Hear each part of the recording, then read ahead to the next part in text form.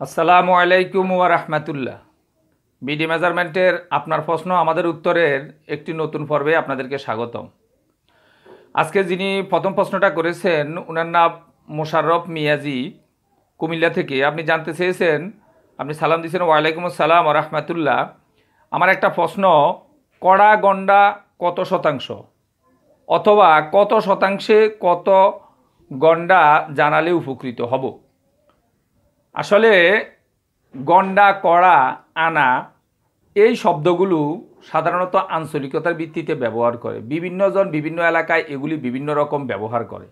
এই জন্য এগুলাকে যখন আপনি শতাংশের সাথে তুলনা করবেন তখন আপনি জেনে নেওয়ার চেষ্টা করবেন যে আপনার স্থানীয়ভাবে কত শতাংশে কত কড়া, বা দেখা গেছে যে 1% সমান কত গন্ডা বা কত গন্ডায় 1%, এগুলো স্থানীয়ভাবে জেনে নিলে আপনার খুব সুবিধা হবে। কিন্তু আপনি সারা বাংলাদেশে কাগজে কলমে যেটা মেইনলি পাবেন সেটা হলো একর এবং শতাংশ ব্যবহার করে। কাগজে কলমে আপনি একর এবং শতাংশ পাবেন, সারা বাংলাদেশে এটা একই রকম যে 100% 1 একর। আবার এই শতাংশটাকে কাগজপত্রে অনেক সময় বিএস খতিয়ানে দেখাইতেছে যে অযুদাংশ হিসাবে। অযুদাংশের কথা আপনি বুঝলে এভাবে বুঝে রাখবেন যে 100 অযুদাংশে 1%, তার মানে অযুদাংশ, শতাংশ, একর, এই তিনটা জিনিস আপনি কাগজে কলমে মেইনলি পাবেন। এছাড়া গন্ডা, কড়া, বিঘা, কাঠা, ছটাক এগুলি যে পাবেন, এগুলি এক এক এলাকায় অনেক সময় এক এক রকমভাবে মানুষ ধরে। আপনি আপনার স্থানীয়ভাবে জানিয়ে নেওয়ার চেষ্টা করবেন। যেমন উদাহরণস্বরূপ আমি বলি, আমাদের এলাকাতে বলে যে প্রতি 1.50% অর্থাৎ 1.5% 1 কড়া ধরে এরা। এভাবে আমরা 4 কড়ায় 1 গন্ডা বলি। 1 কড়া সমান আমরা বলি যে 1.5%, 1.50%, এরকম আবার 4 কড়াই হইল 1 গন্ডা। তার মানে আমরা বলি যে 1 গন্ডা সমান 6%। এখন আপনি যেখানে 1 গন্ডা সমান যত শতাংশ বলুক, এই যাই বলুক, এটার শতাংশের সাথে তুলনা করে আপনি সিদ্ধান্ত এটা দেবেন, আপনার জন্য সুবিধা হবে। আর আপনি মূলত মনে হয় আমাদের যে ভিডিওটা দেখে আপনি আমাকে কমেন্ট করছেন, আমি দেখছি আমাদের বাগবটোয়ারার ওই ভিডিওগুলো দেখছেন, যেটা আমরা পর্সার সম্পত্তি বন্টনের জন্য আনা, গন্ডা, কড়াকান্তির কিছু সাংকেতিক চিহ্ন থাকে। এটার নির্দিষ্ট কোনো পরিমাণ নাই, যেটা আপনি বিভিন্ন ভিডিওগুলো দেখলে বুঝতে পারবেন। অনেক সময় 5 ঘন্টা সমান 7 ঘন্টা সমান 10 ঘন্টা সমান, অনেক সময় 10% হইতে পারে, আবার 2% হইতে পারে। এটার একটা নির্দিষ্ট মান আছে। অর্থাৎ পর্সার সম্পত্তিগুলোকে টোটাল একটা পর্সা যা সম্পত্তি আছে এটারে 16 আনা হিসাবে বিবেচনা করছে। তো 16 আনা সমান আমরা ধরছে, ওরা ধরে নিচ্ছে 76,800 তিল। এই সময় এই জন্য কোনো কোনো সময় 1 তিল সমান অনেক সময় 1%, অনেক সময় 1 তিল সমান 1%-এর 1000 ভাগের 1 ভাগও হইতে পারে। এই জন্য এই জিনিসগুলো আপনি আশা করি বুঝতে পারছেন। এরপরও না বুঝলে আপনি আমাকে আবার বিস্তারিত একটু বলার চেষ্টা করিয়েন যে আসলে এই আনাগন্ডা কড়াকান্তিগুলো নিয়ে বা কী সমস্যা বা কোনটা আপনি বুঝার এরকম চেষ্টা করতেছেন। পরবর্তী প্রশ্নটা যিনি করছেন ভাই মোহাম্মদ রুহুল আমিন সাহেব, ওয়ালাইকুম আসসালাম রহমাতুল্লাহ, আপনি সালাম দিয়েছেন। আপনি জানতে চেয়েছেন যে স্যার, গ্রামের জমি মাপার সময় জমির পাশে যেই মাটির রাস্তা অথবা পাকা রাস্তা থাকে, সেই রাস্তার মাঝখান থেকে দৌড়ে জমি মাপতে হবে নাকি রাস্তার পাশ থেকে মাপতে হবে? রাস্তার আপনি মাঝখান থেকেও দৌড়ে মাপতে পারবেন, রাস্তার পাশ থেকেও দৌড়ে মাপতে পারবেন। খালি এই ক্ষেত্রে আপনাকে যেই জিনিসটা মেইনলি ফলো করতে হবে সেটা হলো রাস্তাটা ছেড়ে আপনাকে মাপতে হবে। এখন আপনি বলবেন যে রাস্তা কতটুকু আমি কিভাবে জানবো? এটা জানার জন্য আপনাকে নকশার আশ্রয় নিতে হবে। ওই নকশাটায় দেখতে হবে যে সর্বশেষ নকশাটায় গুরুত্ব দিবেন, না পাইলে হের আগের নকশা বিস্তারিতভাবে একটু পিছনের দিকে দেখার চেষ্টা করবেন। আপনি যে জমিটা মাপতে চাইতেছেন ওই রাস্তার পাশে রাস্তাটা চৌড়া ওরা কতটুকু দেখাইছি, এভাবে রাস্তাটা ততটুকু চৌড়া আছে কিনা। তারপরে ইচ্ছা করলে এখন আপনি মিডল থেকেও ধরতে পারেন, ইচ্ছা করলে এক কিনার থেকেও ধরতে পারেন। আপনাকে প্রথমত রাস্তাটা ছাড়তে হবে। রাস্তা যতটুকু ততটুকু ছেড়ে তারপরে মানুষের জমির সীমানাটা শুরু হবে। এখন রাস্তা কোন এলাকায় কতটুকু এটা একেবারে সিলেক্টেড নাই। কোনো এলাকার রাস্তা একটু মোটা, কোনো এলাকার রাস্তা একটু চিকন, এরকম হইতেই পারে। যে এই জন্য আপনি দেখা গেছে যে রাস্তার মাপার ব্যাপারে নকশার আশ্রয় নিয়ে তারপরে আপনি সিদ্ধান্ত নিতে পারবেন আসলে রাস্তাটা এখানে কতটুকু। গত বেশ কিছুদিন ধরে আমি একটা জরিপ দলের সাথে একবারে সক্রিয় ভূমিকা ওখানে পালন করছি, যেখানে দীর্ঘদিন ওদের সাথে এরকম কাজ করতেছি। তো তো ওখানে আমরা দেখলাম আসলে রাস্তা বলতে আপনার অবগতির জন্য হয়তো আমি একটু বিস্তারিত বলতেছি, রাস্তা বলতে আসলে বেশিরভাগ এইসব রাস্তাগুলোই ভিতরের রাস্তাগুলো এগুলি সরকারের আলাদা কোনো জায়গা না, প্রাথমিকভাবে মানুষ তার প্রয়োজনের সুবিধার্থে রাস্তা হিসাবে কিছু জায়গা রেখে দিছে।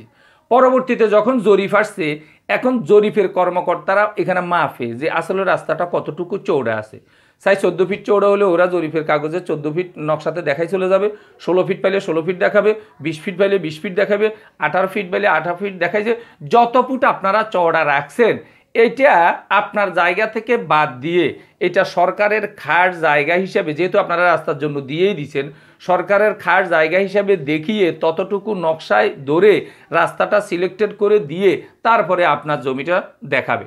এই জন্য যেই কোনো এলাকার রাস্তাগুলো খালি বড় বড় মেইন রাস্তা যেগুলি আপনি দেখবেন হয়তো দেখা গেছে যে একটা এক জেলা থেকে এক জেলা, বিভিন্নভাবে এক থানা থেকে এক থানা, সরকার যদি নিজ উদ্যোগে বড় বড় কোনো রাস্তাগুলো করে সেটার হিসাব ভিন্ন।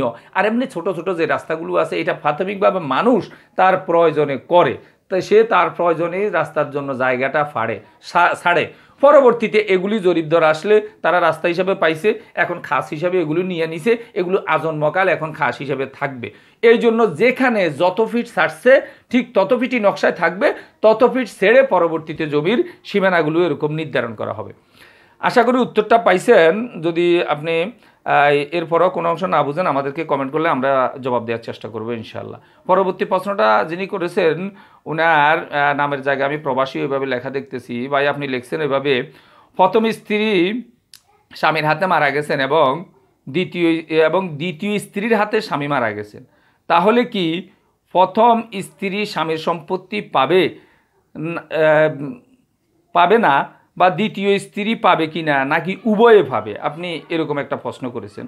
আসলে প্রশ্নের ভাষাটা যেভাবে বলছেন এভাবে আমরা মনে হয় যেন বুঝতে হয় এটা যে প্রথম স্ত্রী স্বামীকে হত্যা করছে, আবার দেখা গেছে যে দ্বিতীয় স্ত্রী প্রথম স্ত্রীকে স্বামী হত্যা করছে আর দ্বিতীয় স্ত্রীর হাতে স্বামী মারা গেছে। এই কথার অর্থ হলো দ্বিতীয় স্ত্রী স্বামীকে মারছে। আসলে আমি অর্থাৎ প্রশ্নের ভাষাটা এরকম বোঝা যায়, কিন্তু আমি এই দিকে নিতে চাচ্ছি না। আমার মনে হয় এটা হবে না, হয়তো আপনি এভাবে জানতে চাইতেছেন যে প্রথম স্ত্রীটা স্বামীর জীবন দশায় মারা গেছে, অর্থাৎ স্বামী জীবিতকালীন থাকতে তার দুইটা স্ত্রী ছিল। হ্যাঁ, প্রথম স্ত্রী এটা স্বামী জীবিত থাকা অবস্থায় স্ত্রীটা আগে মরে গেছে। তো যেই মহিলা আগে মরে গেছে ওই মহিলা কিন্তু স্বামীর সম্পত্তি পাবে না, অর্থাৎ যার সম্পদটা আমরা বন্টন করব সে মারা যাওয়া শর্ত। এই স্বামীটা যদি মারা যায় তাহলে আমরা এই সম্পদ বন্টন করব। এই স্বামী এই বেটাটা এখনও মরে নাই, যার কারণে তো আমরা এই সম্পদটা বন্টন করব না। তো স্বভাবতই আপনি যখন এইভাবে লিখছেন প্রথম স্ত্রী স্বামীর হাতে মারা গেছে, আমি এই কথার অর্থ ধরে নিছি এটা স্বামীর জীবন দশায়, স্বামী জীবিতকালীন সময়ে স্ত্রী প্রথমটা মরল, এরপরে স্বামীটা দ্বিতীয় স্ত্রীর হাতে মরছে। এই কথার অর্থ আমি ধরে নিলাম স্ত্রী এখনও জীবিত আছে, এই জন্য দেখা গেছে স্বামীটা মারা গেছে। এখন স্বামীটা যখন মারা গেছে তাহলে স্বামীর সম্পত্তি থেকে স্ত্রী সন্তান আছে না আছে এটার উপর ভিত্তি করে স্ত্রী তার অংশটা পাবে, যেটা আমরা অন্যান্য ফারাইজের ভিডিওতে দিছি। আপনি ওখানে দেখতে পারবেন যে স্ত্রী তার সম্পত্তি কতটুকু এরকম পাবে। এখন এখানে আপনি মনে রাখবেন এই কথা যে সম্পদ ওরই বন্টন হবে যে মারা গেছে। হ্যাঁ, আপনার এখানে দোনো স্ত্রী পাওয়ার কোনো সুযোগ নাই, অর্থাৎ এখানে আপনার এই কথা অনুযায়ী আমরা বুঝতেছি দ্বিতীয় স্ত্রী এক্ষেত্রে স্বামীর সম্পদটা পাবে, প্রথম স্ত্রীটা স্বামীর সম্পদটা পাওয়ার সুযোগ নাই, যেহেতু সে স্বামীর জীবনকালীন সময়ে স্বামী জীবিত থাকতে থাকতে এই অবস্থায় সে মারা গেছে।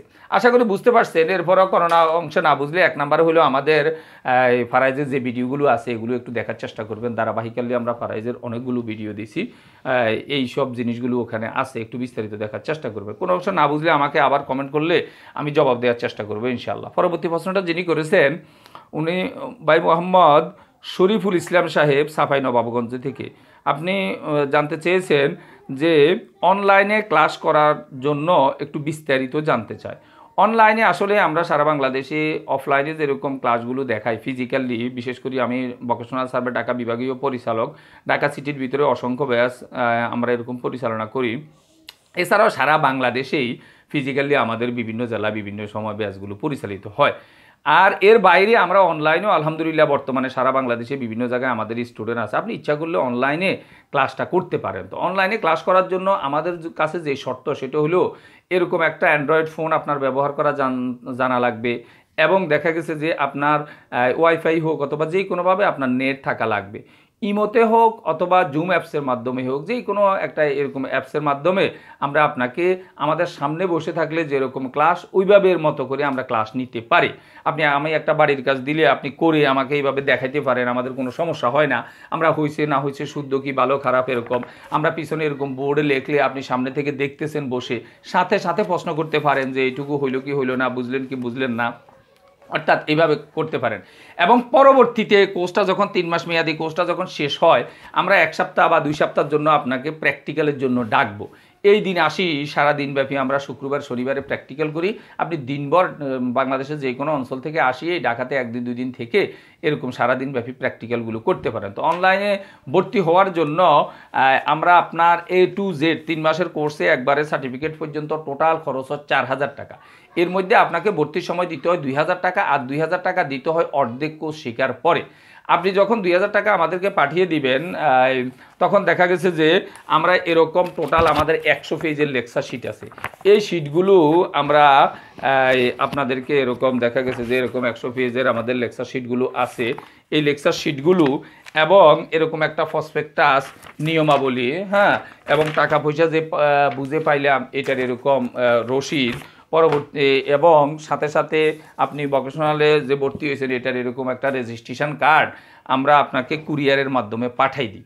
এগুলি পাইতে 1 দিন লাগে। আপনি যখন এগুলি পেয়ে গেছেন, পরবর্তীতে আমরা আপনার সাথে এরকম যোগাযোগ রেখে এরকম ইমোর মাধ্যমে, ইমো ভিডিও কলের মাধ্যমে এবং জুম অ্যাপসের মাধ্যমে আমরা ক্লাসগুলো এরকম দেখে থাকি। ক্লাস আপনি 24 ঘন্টা যে কোনো সময় করতে পারবেন, ওইটা কোনো অসুবিধা নেই। আপনার সাথে সময় সুযোগ করেই আমরা ক্লাসগুলো করাই। কোনো দিন আপনি 10টায় দেখেন, 9টায় দেখেন, 11টায় দেখেন, 12টায় দেখেন, কোনো সমস্যা নাই।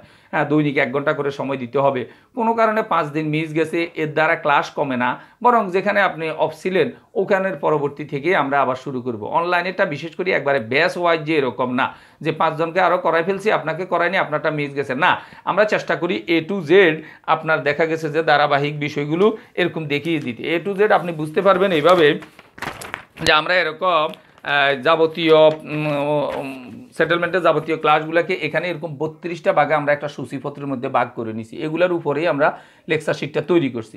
এই জন্য এগুলার একটা সূচি শেষ হইলে আপনি একটার উপরে টিক চিহ্ন দিবেন, 2টা সূচি শেষ হলে 2টার উপর টিক চিহ্ন দিবেন। এতে করে করে এভাবে যখন আগাবেন, পূর্ণাঙ্গ কোর্সটা এরই মধ্যে দিয়ে এরকম শেষ হবে। হ্যাঁ, আর অর্ধেক কোর্স যখন আপনার শেষ হয় তখন আবার বাকি 2000 টাকা দিতে হয়। টাকা পয়সা আপনি বিকাশের মাধ্যমে দিতে পারবেন, কোনো অসুবিধা নাই।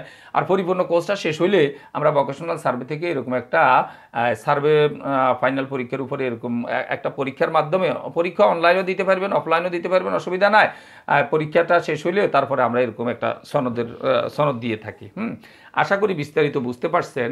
আপনি অনলাইনে কোর্স করতে চাইলে আমাদের নাম্বারে যোগাযোগ করতে পারেন, কোনো অসুবিধা নাই। আজকের আমি আমার ভিডিওর টাইটেলের মধ্যে আমার মোবাইল নাম্বারটা দেওয়ার চেষ্টা করব, আপনি ওখান থেকে দেখে নিতে পারবেন।